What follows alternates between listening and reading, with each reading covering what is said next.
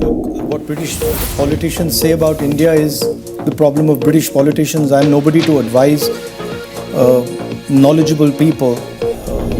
The so-called defenders of democracy, which are the United States, European countries, seem to just be oblivious that a huge chunk of the democratic model has come undone, right? Which is a real problem. With regards to, and frankly, the opposition is fighting that battle, right? And it's not just an Indian battle. It's actually a much more important battle. It is a battle for a huge part of the democratic people on this planet. It's our problem, right? It's an internal problem. It's an Indian problem, and the solution is going to come from inside. It's not going to come from outside. The reason is that our government simply does not allow any idea of the opposition, any concept of the opposition. Mr. Gandhi, do you think opinion in the UK matters at all in relation to the politics of India?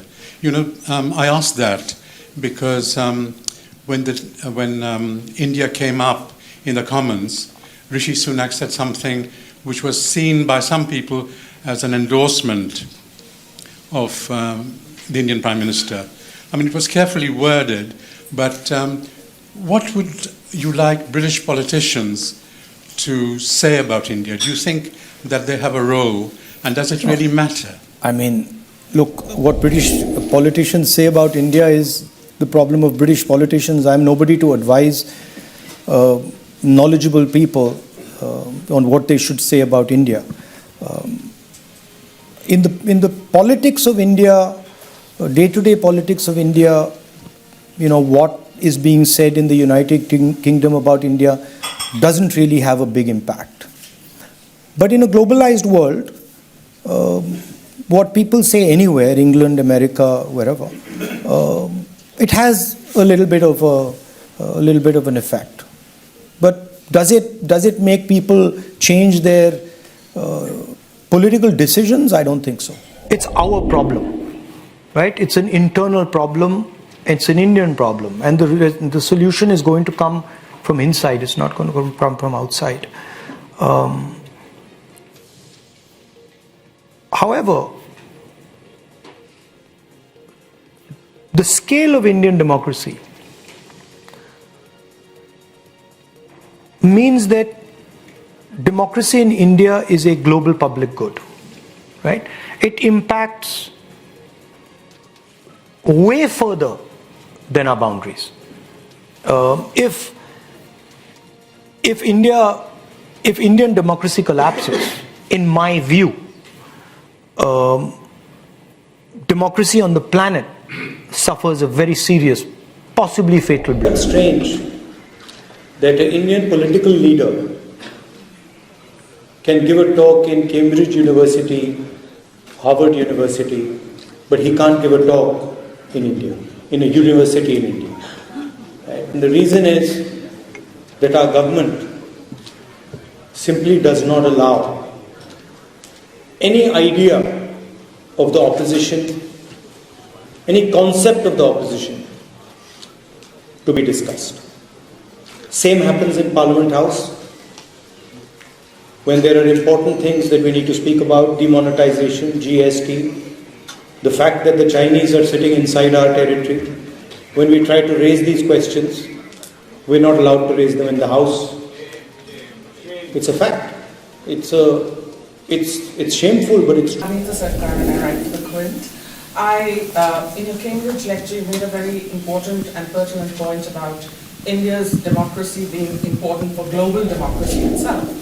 And in that respect, in a global atmosphere, given the way institutions are failing in India and the way things are changing, what you said that opposition parties are in touch, they are talking to each other, but what do you think on the ground action has to be taken to reset what democracy is in India? Because that is the most important thing at the moment.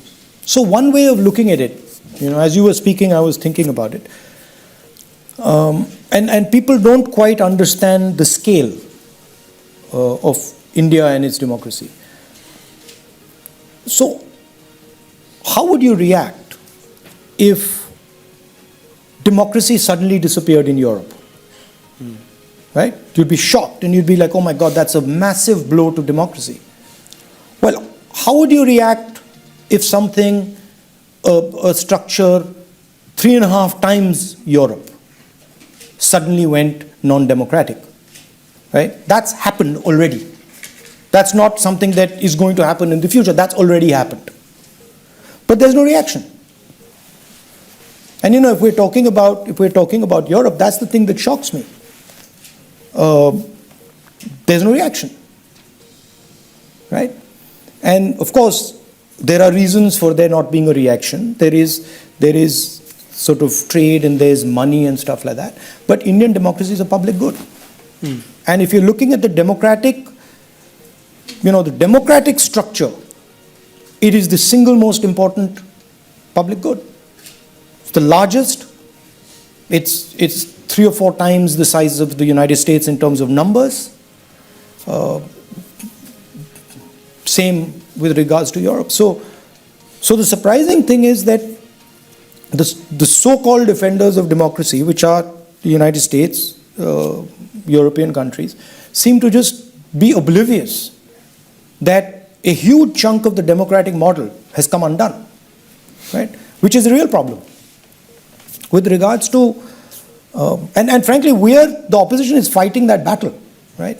And it's not just an Indian battle. It's actually a much more important battle because it's a battle for a huge part of the democratic people on this planet. As I said, the opposition has placed a vision on the table. And that vision is an inclusive vision. It's a vision of bringing people together. And we're in conversation with the opposition. The opposition is talking to each other. And I'm confident that we will get something very interesting going forward. I'm very optimistic.